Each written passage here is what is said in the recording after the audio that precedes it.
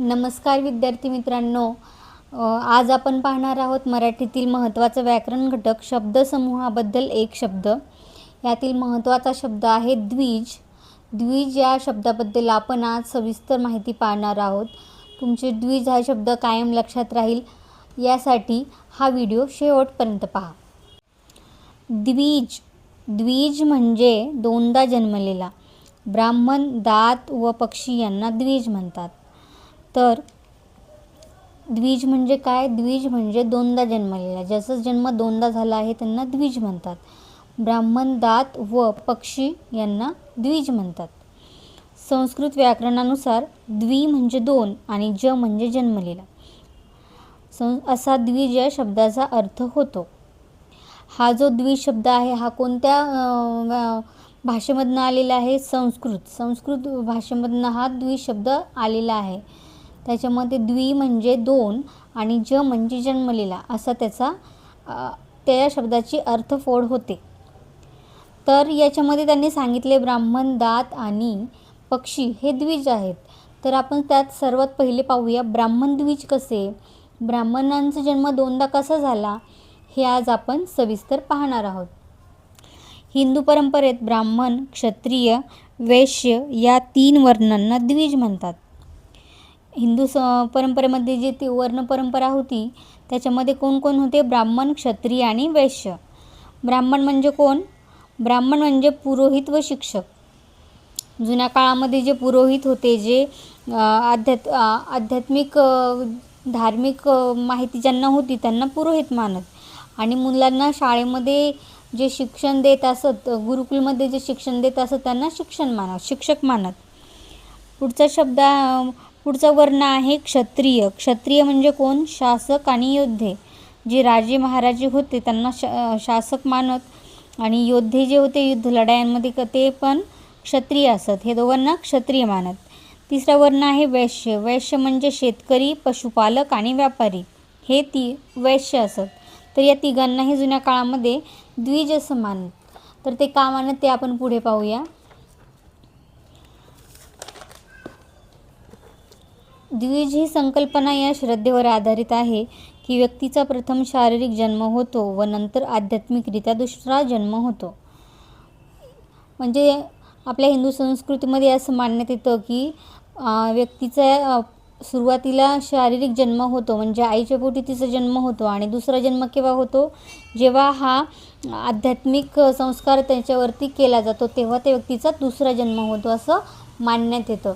तर हा दुसरा संस्कार कोणता आहे, हा दुसरा जन्म कोणता आहे ते आपण पुढे पाहूया.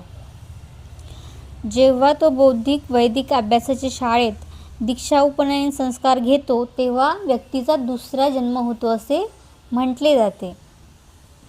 या संस्कारास मुंज किंवा मौजी बंधन म्हणतात.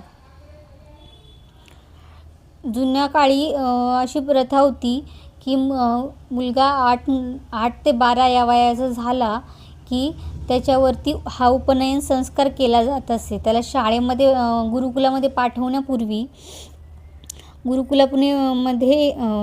पाठवण्यापूर्वी म्हणा त्याच्यावरती मुंज किंवा मौजी बंधन हा संस्कार केला जात असे. या संस्काराचा अर्थ काय आहे? मुंज किंवा मौजी बंधनचा गुरुच्या जवळ नेणे असा याचा अर्थ आहे. पूर्वी शिक्षणासाठी गुरुग्रही जाण्यापूर्वी मुंज किंवा हा उपनयन संस्कार करत आणि मग या संस्कारामुळे त्या बालकाचा दुसरा जन्म झाला असे मानत. तर यांचं म्हणणं काय आहे की जुन्या काळी ज्यावेळेस गुरुकुलमध्ये मुलाला पाठवण्यापूर्वी काय करत असत ते मुंज किंवा उपनयन संस्कार करत असत. हा उपनयन संस्कार हिंदू संस्कृतीमध्ये खूप महत्त्वाचा असं 16 संस्कारापैकी महत्त्वाचा संस्कार मानण्यात येतो. त्याच्यामुळं हा मुंज किंवा हा उपनयन संस्कार मुलांवर करत आणि त्याच्यानंतरच मग ते काय करत गुरुकुलमध्ये मुलांना अभ्यासासाठी पाठवत असत. म्हणजे हा संस्कार केल्याच्यानंतर काय मानत हिंदू लोक की आता या मुलाचा दुसरा जन्म झाला आहे, त्याच्यावर चांगले संस्कार झाले आहेत आणि हा दुसरा जन्म झाल्याच्या नंतर तो गुरुकुलामध्ये जाऊन आपलं शिक्षण पूर्ण करणार आहे. असं जुन्या काळी मानत असत. या संस्कारामुळे त्या बालकाचा दुसरा जन्म झाला असे मानत. हा जो उपनयन संस्कार या चित्रामध्ये दिसत आहे, हा उपनयन संस्कार झाल्याच्या नंतर मुलाचा दुसरा जन्म झाला असे मानत असत. म्हणजे ही जी मुंज आहे, हा जो उपनयन संस्कार आहे, हा जो मौजी बंधन आहे, हे झाल्याच्या नंतर मग तो मुलगा ब्राह्मण असो, वैश्य असो किंवा क्षत्रिय असो, तो गुरुकुलामध्ये पाठवण्यास तयार झालेला आहे असे मानत. त्यानंतरच तो मुलगा वेद अध्ययन व शिक्षण घेण्यासाठी गुरुग्रही जात असे. म्हणजे हा संस्कार झाल्याच्या नंतरच त्या मुलाला गुरुकुलमध्ये पाठवत असत. तर तुम्हाला अर्थ लक्षात आला याचा, की आईच्या पोटी झालेला जन्म हा पहिला जन्म, आणि हा मौजी बंधन संस्कार किंवा उपनयन संस्कार किंवा मुंज जी म्हणतात, ती जर झाली तर ती झाल्याच्या नंतर त्या व्यक्तीचा दुसरा जन्म झाला असे मानण्यात येते. आता सध्या तर गुरुकुल परंपरा अस्तित्वात नाही आहे भारतामध्ये. काही ठिकाणी असेल, परंतु शाळा आणि महाविद्यालय याच ठिकाणी मुलांना शिक्षण दिलं जातं. तरीही आज ब्राह्मण जाती व्यवस्थेमध्ये आजही मुंज ही मुलांची करण्यात येते. का करण्यात येते?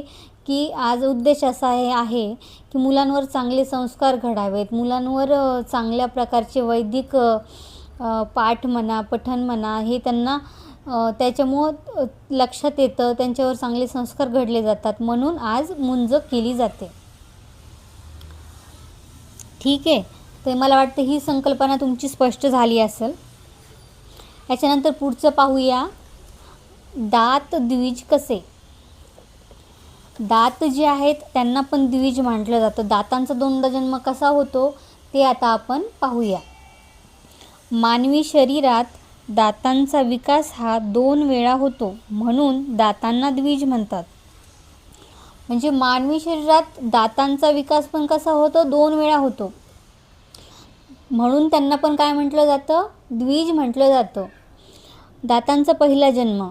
लहानपणी आपल्याला दुधाचे दात येतात, हा दातांचा पहिला जन्म असतो. लहानपणी आपल्याला दुधाचे दात येतात, छोटे असतात त्यावेळेस. आईच्या दुधापासून जे दात येतात त्यांना काय म्हणतात? दुधाचे दात. हा झाला दातांचा पहिला जन्म. आणि दातांचा दुसरा जन्म. दुधाचे दात पडल्यानंतर त्याच जागी दुसरे कायमचे दात येतात. आपले पहिले दात पडल्याच्या नंतर, पहिले दुधाचे दात पडल्याच्या नंतर प्रत्येक व्यक्तीला दुसरे दात येतात. ते दुसरे दात कोणते असतात? ते कायमस्वरूपीचे असतात.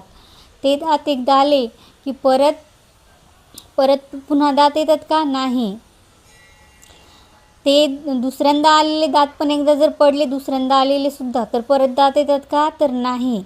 त्यामुळे माणसाला आयुष्यभरात दोनदाच दात येतात. दात येत असल्यामुळे दातांना द्विज म्हणतात. म्हणजे पूर्ण आयुष्यभरामध्ये दातांचा जन्म 2दा होतो, त्यामुळं दातांना द्विज म्हटले जाते. तर अशा प्रकारे द्विज ही संकल्पना दातालाही लागू होते. त्याच्यानंतर तिसरा पक्ष्यांना सुद्धा काय म्हटलं जातं? द्विज. तर आता पक्ष्यांचा 2दा जन्म कसा होतो ते आता आपण सविस्तर पाहूया.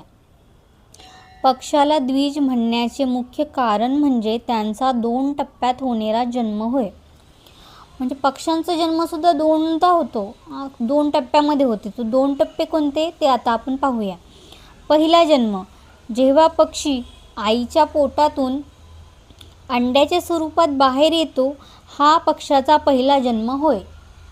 म्हणजे इथे या चित्रामध्ये आपण पाहू शकतो की या अंड्यामध्ये हा जो पक्षी आहे, या पक्षीच्या पोटामध्ये काय आहे? छोटंसं बाळ आहे, आणि ते आईच्या पोटामधनं अंड्याच्या रूपामध्ये बाहेर येत आहे.